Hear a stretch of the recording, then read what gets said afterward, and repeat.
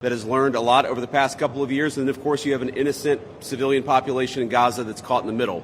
But we're here at the Civilian Military Cooperation Center, which we are announcing the opening of. You have Israelis and Americans working hand in hand to try to begin the plan to rebuild Gaza, to implement a long-term peace, and to actually ensure that you have security forces on the ground in Gaza, not composed of Americans, who can keep the peace over the long term. So we've got a lot of work left to do. This is going to take a very, very long time, but I think Steve Witkoff, Jared Kushner, and Admiral Cooper behind me have done an incredible job.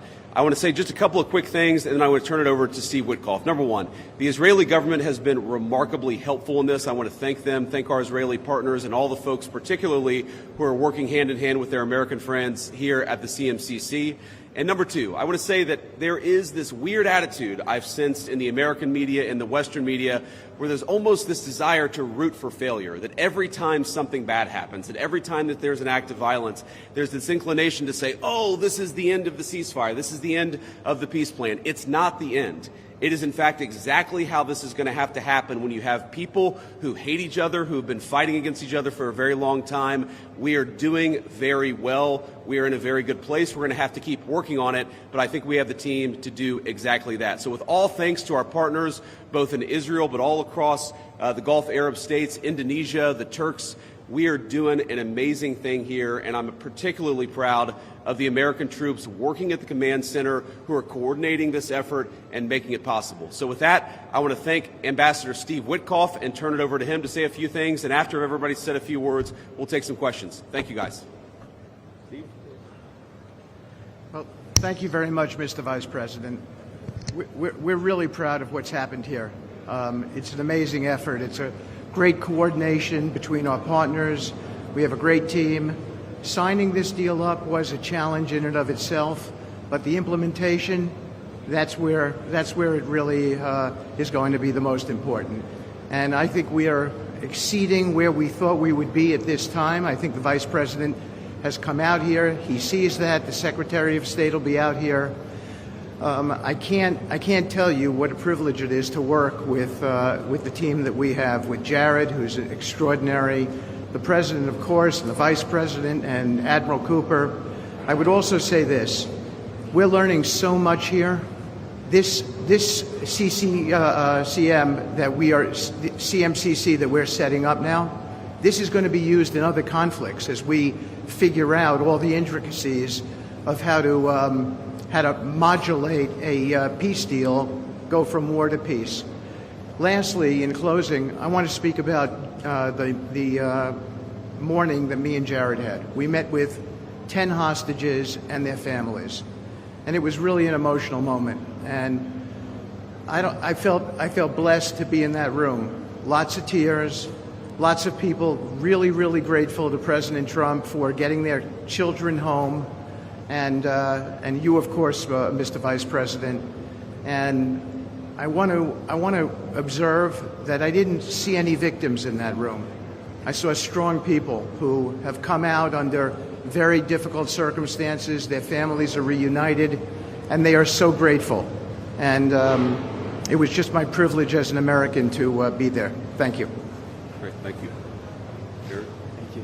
Thank you, Mr. Vice President. Thank you, Steve. First of all, we really appreciate your visit here. It's given a great boost of energy to everyone here, and your support through this whole effort has been really tremendous.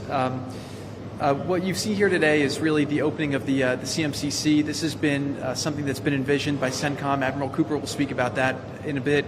But we always knew that the deal that we were working on would kind of have two phases to it. The first phase was obviously getting the live hostages out. We're currently making progress on the hostages, the bodies that are still there. I think almost half are out now, and we had very good meetings with the Israelis. I know the Vice President's here to put a lot of effort into that today to hopefully make sure we can complete that mission in phase two.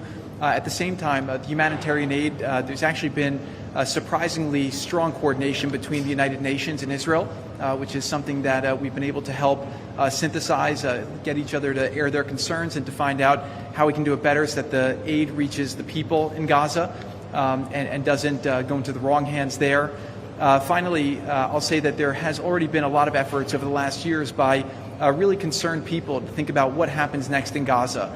and there's a lot of great things happening here. More will be released in the coming days, but the most important thing here is to figure out how you really get a good deconfliction coordination center. This really has been a startup. There's been a lot that's been done. It's amazing to think it's only been a week, but I actually, with the pace of work and the commitment of everybody, I think in a week from now you'll see even more progress. I want to echo what the Vice President said about how a lot of people are getting a little hysterical about different incursions one way or the other, but what we are seeing is that things are going in accordance. Both sides are transitioning from 2 years of very intense warfare to now a peacetime posture, and really thanks to Admiral Cooper, CENTCOM, and the CMCC to try to build that deconfliction mechanism in order to make sure that we can get to a proper de-escalation. We have some flags that we put up here. This is not fully representative of the countries that are here. It's happening very rapidly, that people are agreeing to come on board, agreeing to help. People really want to be a part of this, and it's just happening very, very quickly. So we'll try to continue to give the updates as it progresses. But really just thank you to the entire team here who's made all this possible. It's been a lot of sleepless nights, around-the-clock effort, and it's really been great coordination because everyone believes that it is possible to create something better in Gaza, and we have to believe it, we have to work hard for it, and if we all work hard to do that, then I do believe a great outcome is possible. Thanks, Chair. Admiral? Well, Mr. Vice President, thank you for joining us here today at the CMCC.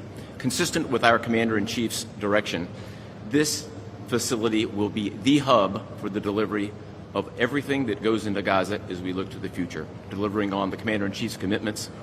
200 of America's sons and daughters who wear the cloth of the nation have stepped up and are serving here. I just couldn't be prouder, and I know that you are as well. Thank you so much. Great. Thanks, Admiral. And gentlemen, we'll take a few questions now. Sir. Ladies and gentlemen, from the Prime Minister Israel. I want to ask about the Turkish role. There's very concern for Israeli Turkish. Turkey obviously has been a supporter of Hamas. What role will they have, and will they have troops that will be on the ground here or in the Gaza? Well, I think first of all, what troops are on the ground in Israel is going to be a question the Israelis have to agree to, and I'm sure that Prime Minister Netanyahu will have opinions about that, but we think everybody has a role to play here. Some of that's going to be financial, some of that's going to be in reconstruction, some of that's just in communication with the various parties to ensure that this deconfliction process actually works and is implemented. We're not going to force anything on our Israeli friends when it comes to foreign troops on their soil, but we do think that there's a constructive role for the Turks to play, and frankly, they've already played a very constructive role. We're very grateful for that. And you asked, they've supported Hamas in the past. No one who is a party to this conflict can look in the past and not point at something that they don't like or that they disagree with. Everybody who's been involved in this conflict can point at one other person. One of these flags can point at another flag and say, we hate that person for various reasons. The way that we're going to get to peace is to focus on the future, which is what the President of the United States has asked us to do. And we think everybody here is very willing to do that and is very eager to engage in that effort. Yeah.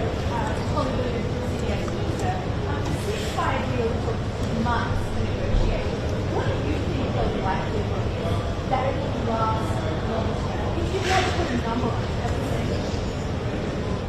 well, Jared's the investor here. I'm not going to give you a percentage, but look, what we've seen the past week gives me great optimism the ceasefire is going to hold.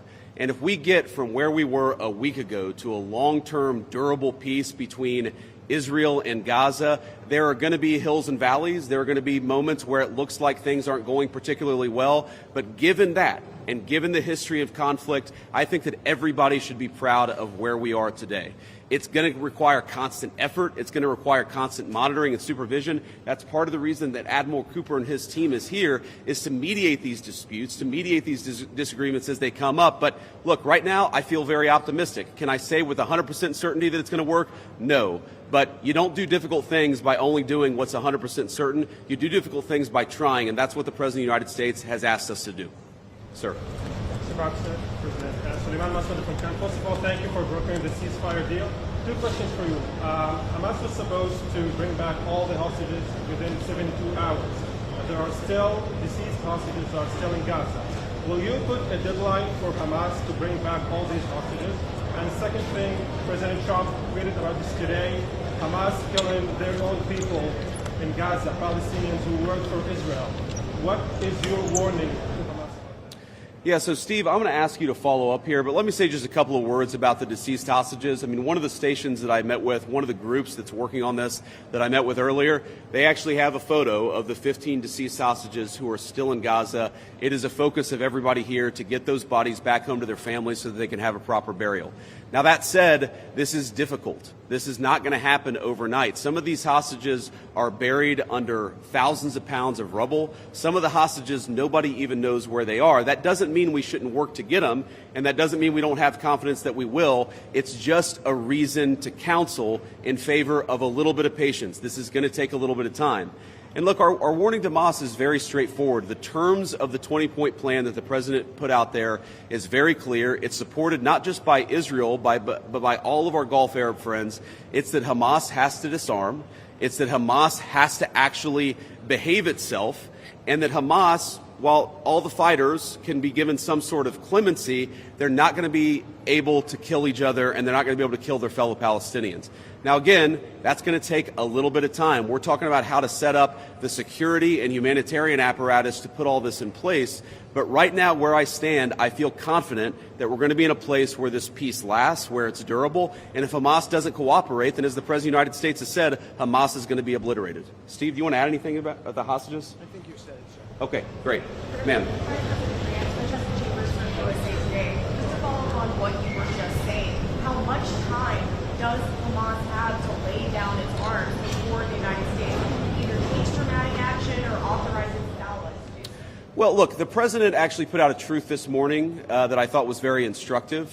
We know that Hamas has to comply with the deal, and if Hamas doesn't comply with the deal, very bad things are going to happen. But I'm not going to do what the President of the United States has thus far refused to do, which is put an explicit deadline on it, because a lot of this stuff is difficult. A lot of this stuff is unpredictable. You basically have two regions in Gaza, one of which is relatively safe, I wouldn't say very safe, and one of which is incredibly dangerous. And part of ensuring that we get to a durable peace is to broaden the scope of the area that's safe. And the International Security Force is a big part of that. We don't yet have the International Security Force set up. That's something we're working towards. We have a number of volunteers who want to participate in that International Security Force. So my point is, I don't think it's actually advisable for us to say this has to be done in a week, because a lot of this work is very hard. It's never been done before. And in order for us to give it a chance to succeed, we've got to be a little bit flexible. I think what you're seeing from our Gulf Arab friends, certainly from our Israeli friends, is a certain amount of impatience with Hamas, but we're going to keep on working at this process, and we're going to keep on trying to bring the deceased hostages home, but also make sure that all Gazans are able to live in a prosperous and safe place. Yes. So the White House indicated that actually they plan to start rebuilding Gaza, the part of Gaza which is still under Israeli control. Is it so indeed? And can you tell us a little bit about this plan? How is it going to work? Yeah, Jared, you want to say if you want to go with that? Okay. First of all, no reconstruction aid, no reconstruction funds will be going into areas that Hamas still controls. And as far as the demilitarization goes, once the ISF is up, there needs to be a security force that they can feel safe from, that in order for it to be the transition to be complete. So that needs to happen. There are considerations happening now in the area that the IDF controls, as long as that can be secured to start the construction as a new Gaza, in order to give the Palestinians living in Gaza a place to go, a place to get jobs, a place to live. So that's one of the many things being considered. Right now, again, there's been several work streams that have occurred over the last years. Those are all being synthesized and updated here at the center, and then they'll go before President Trump and the Board of Peace to get recommendations on what to build, how to phase it. But that's definitely something now that's being very strongly considered. Great. Sir?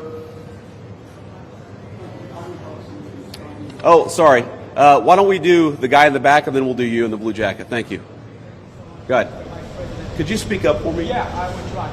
So thank you so much, Mr. Vice President. And my question is, from the level of cooperation that you just saw today here in this place, and how you see the, let's say, future of normalization in Israel in the region, if you see like a cooperation, growing cooperation between Israel and other Gulf states that we don't see.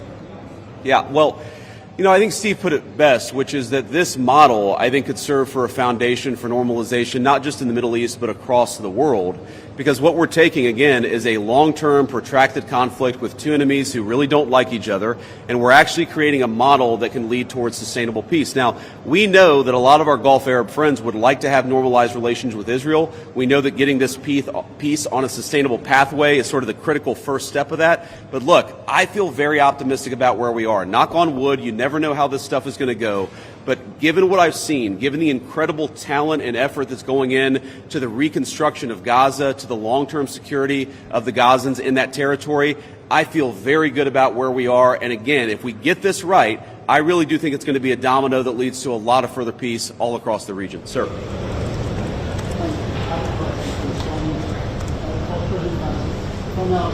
Firstly, a quick one is, did you come here because you thought Israel massively overreacted? And secondly, following the reaction to this plan, do you now believe it to be feasible to have a governance structure that does not include strong Palestinians? Well, so on the first question, no. My visit had nothing to do with events of the past 48 hours. We had actually tried to plan this visit, frankly, months ago, and now we thought this would be a good time to do it. It ended up working out. As you know, sometimes calendars are difficult, especially when you're the Vice President of the United States. But I wanted to come. I wanted to check in on things. I wanted to, talk to the troops who are working very hard to coordinate this massive relief effort. And I wanted to just see how things were going and put some eyes on it so I could call the President of the United States and actually, it's one thing to read about it. It's one thing to talk with Jared and Steve on the phone about what's going on the ground. It's another thing to actually shake somebody's hand, to look them in the eye and to understand what are the challenges, what are the things they need from me. I mean, I heard from relatively junior troops very simple things that would make their lives easier that I'm going to take back to Washington and hopefully help them with. That's why you do a visit like this, not because of anything that's happening on the ground. On your question about what is the ultimate, authority in Gaza look like, I don't know the answer to that question. And I think what's so cool, what's so amazing about what these guys have done is that we're creating a governance structure that is very flexible to what happens on the ground in the future. We need to reconstitute Gaza. We need to reconstruct Gaza. We need to make sure that both the Palestinians living in Gaza, but also the Israelis are able to live in some measure of security and stability. We're doing all those things simultaneously. And then I think once we've got to a point where both the Gazans and our Israeli friends can have some measure of security, then we'll worry about what the long-term governance of Gaza is. Let's focus on security, rebuilding, giving people some food and medicine. If we get to the point where we're arguing exactly what the governance structure in Gaza is long-term, then we should pat ourselves on the back. That's a very good problem to have, but I won't anticipate that problem before we actually have it. I'll take a couple more and then we'll get moving. Ma'am. Could you speak up? Thank you. Which countries are going to be part of this, whose troops in Gaza, and also about the disarmament plan or decommission plan. Are there incentives for Hamas to do that in a timely fashion? Well, the incentives are that unless Hamas disarms in accordance with the agreement, very bad things are going to happen, right? And also the incentive is that if they disarm, there is a better future for everybody on the other side of it. But in terms of the international security force, Steve and Jared, Admiral Cooper, are working on that very issue right now. Remember, this peace deal was struck under the president's leadership literally a week ago. The hostages were returned, 6 days ago, 5 days ago? So we're in the phase now where we're actually starting to conceptualize what that international security force would look like. I think it's important for Americans to know a couple of things. Number one, there are not going to be American boots on the ground in Gaza. The President of the United States has made that very clear. All of our military leadership has made that very clear. What we can do is provide some useful coordination. How do you take, the Gulf Arab states, plus Israel, plus plus the Turks, plus the Indonesians, how do you actually get those folks to work together in a way that actually produces long-term peace? The only real mediators are the United States of America. And so that's the role that we're going to play. I think the American people should be proud of it, but they should know that there are going to be no American boots on the ground in Gaza. Sir, in the back. Vice President, thank you very much. I would like to ask about a different threat. We see Iran rearming again, trying to build again their nuclear weapon. Could we expect in Israel to see the U.S. Army attacking again in Iran? Could you ask the very last part? Could we expect the U.S. Army to attack again in Iran like you did last time? Well, I'm not going to make any announcements here today. The President of the United States has been very clear about our policy with regards to Iran. It's that he actually wants Iran to be prosperous. He wants to have good relations with the Iranians, but they cannot have a nuclear weapon.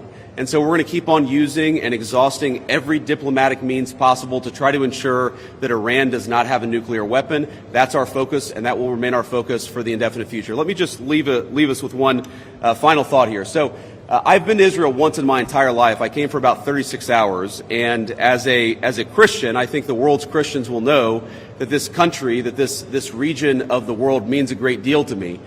And at some point today, I hope to go, or at some point in the next couple of days, I should say, I hope to go to the Church of the Holy Sepulchre, which Christians believe is the site that Jesus Christ was crucified in. And I know that Christians have many titles for Jesus Christ, and one of them is the Prince of Peace. And I'd ask all people of faith, in particular my fellow Christians, to pray that the Prince of Peace can continue to work a miracle in this region of the world. I think that we have made incredible strides over the past week. We're going to have to make a lot more, but I think with your prayers, with God's providence, and with a very good team behind me, I think we're going to get it done. Thank you all. Take care.